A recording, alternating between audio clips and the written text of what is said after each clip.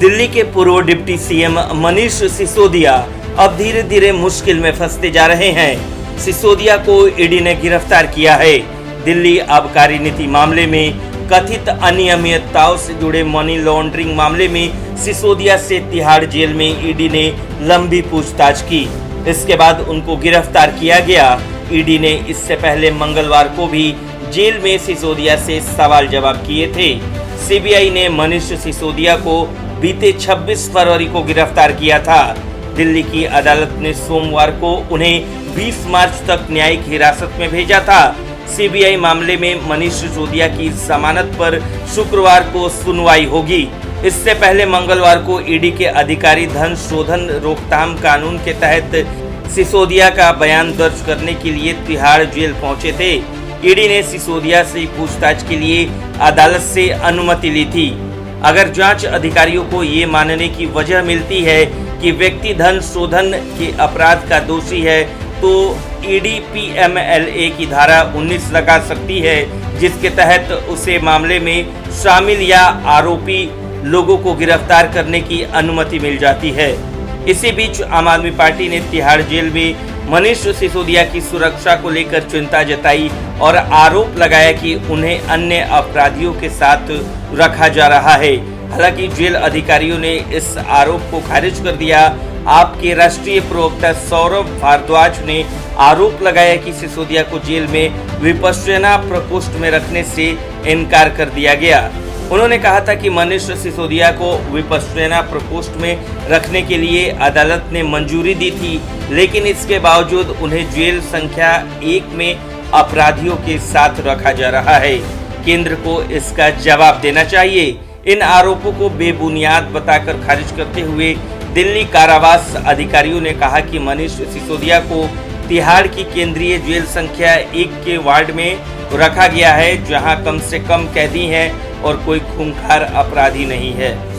उद्धव ठाकरे आने वाले स्थानीय निकाय के चुनाव में एकनाथ शिंदे और बीजेपी सरकार को करारा झटका देना चाहते हैं। हालांकि उनकी मुसीबतें कम होने का नाम नहीं ले रही। एक तरफ नागालैंड में एनसीपी ने बीजेपी के गठबंधन को समर्थन दिया तो दूसरी तरफ महाराष्ट्र में कांग्रेस इकाई के चीफ नाना पटोले उनसे नाराज चल रहे हैं। महाविकास आघाड़ी राज्य में रैली करने का प्लान बना रही है, लेकिन इसी बीच महाविकास आघाड़ी की बैठक में पटोले शामिल नहीं होकर उद्धव ठाकरे को करारा झटका दिया।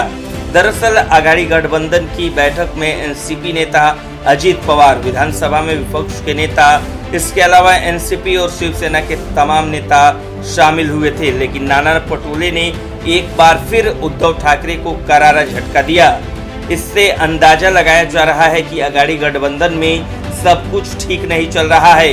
बता दें कि मुख्यमंत्री की कुर्सी से हटने के बाद उद्धव ठाकरे ने एमएलसी के पद से भी इस्तीफा दे दिया था, लेकिन विधान परिषद से बाहर नहीं हुए।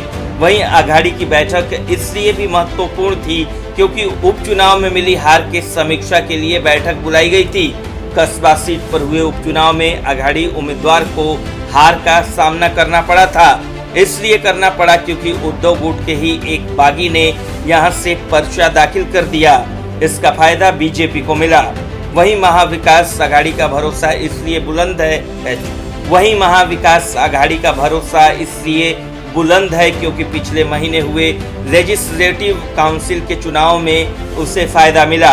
हालांकि पहले नागालैंड में एनसीपी का बीजेपी को समर्थन देना और उसके बाद कांग्रेस का उद्धव को इस तरह आंख दिखाना साफ इशारा कर रहा है कि महाविकास आघाड़ी में सब कुछ ठीक नहीं है।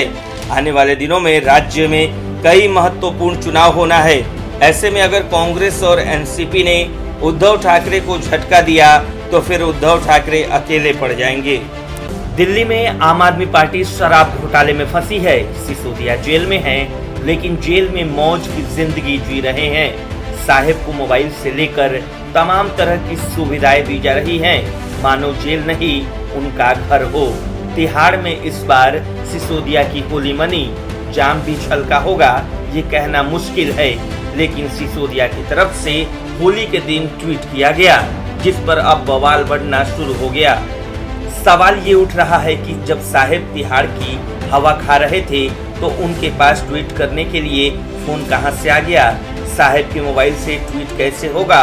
दरअसल ऐसे सवाल बीजेपी वाले उठा कर केजरीवाल और उनकी टीम का जीना मुहाल कर दिए हैं।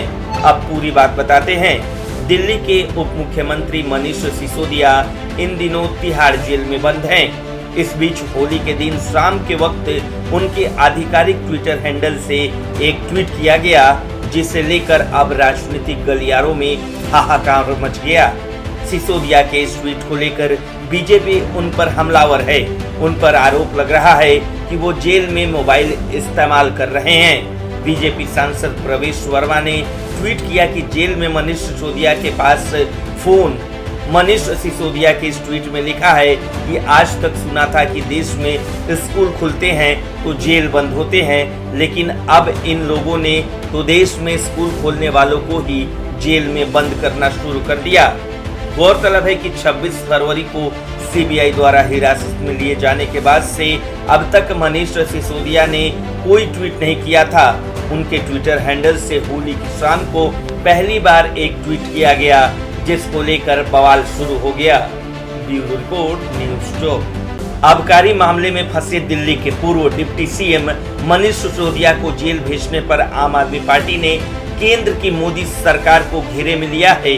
आप प्रवक्ता सौरभ भारद्वाज ने आशंका जताई है कि बीजेपी सिसोदिया की हत्या करा सकती है। उन्होंने कहा कि सिसोदिया को जेल भेजने के पीछे बड़ा षड्यंत्र है। होली के दिन प्रेस कॉन्फ्रेंस में उन्होंने कहा कि मनीष सिसोदिया को उन्हें किसी षड्यंत्र के तहत तिहाड़ के जेल नंबर 1 में रखा गया है, जबकि ऐसे फर्स्ट ट्रायल वालों को इस जेल में नहीं रखा जाता है।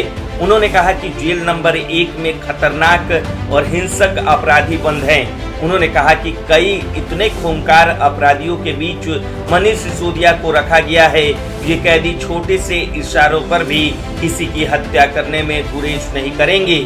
आपको बता दें कि इसके अलावा उन्होंने ये भी कहा कि वो बीजेपी के राजनीतिक प्रतिद्वंदी हैं, लेकिन क्या राजनीति में इस तरह की दुश्मनी होती है?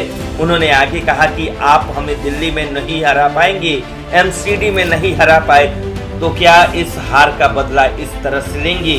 पीएम मोदी पर हमला करते हुए उन्होंने कहा कि इस मामले में क्यों प्रधानमंत्री चुप है। उन्होंने कहा कि आम आदमी पार्टी को राजनीतिक रूप से आप नुकसान नहीं पहुंचा रहे हैं, तो सिसोदिया को जेल भेज दिया और हमारे नेताओं की हत्या के लिए इस तरह का षड्यंत्र रचने के प्रयास में जुटे हुए हैं। इसके अलावा बीजेपी नेता हरीश खुराना ने कहा कि ये किस तरह का आरोप है, ये आपकी सोच को दिखाता है। हमारे मत अलग हो सकते हैं, लेकिन आप इस तरह की बात सोच सकते हैं, हम नहीं। सबको मालूम है कि तिहाड़ जेल दिल्ली सरकार के तहत आता है। हम सब ने देखा है कि वहाँ किस तरह सत्येंद्र जैन रिसोर्ट की तरह मजे ले रहे हैं। इस तरह का आरोप लगाने से पहले आपको सोचना चाहिए। कोर्ट के फैसले का सम्मान करने की जरूरत है। ब्यूरो रिपोर्ट, न्यूज़ चौक।